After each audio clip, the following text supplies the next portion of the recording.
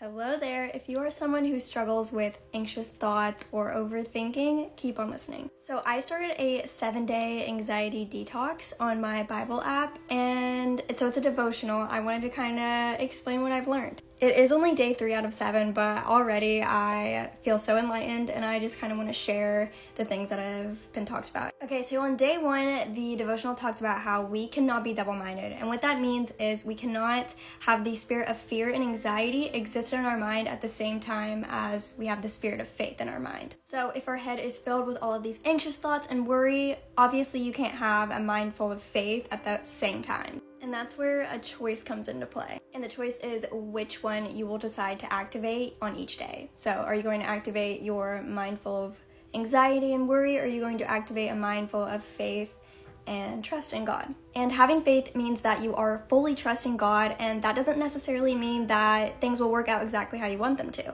But what that does mean is that you truly believe that God is going to keep you and is going to have your back no matter how your situation turns out. And like I said, that doesn't necessarily always mean it's going to turn out how you want it to. And trust me when I tell you, it's for your own good if it's in God's will.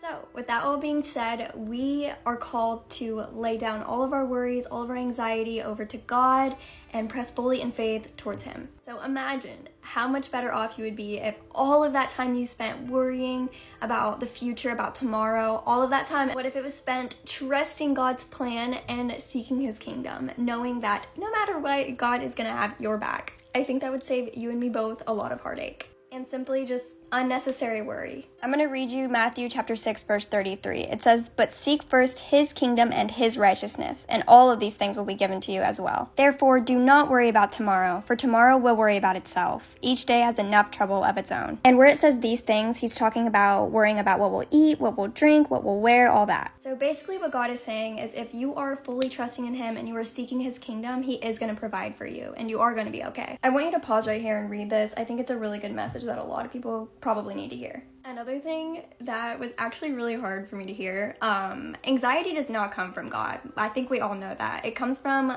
lack of faith, actually. 2 Timothy 1:7 says, "For God hath not given us the spirit of fear, but of power and of love and of a sound mind."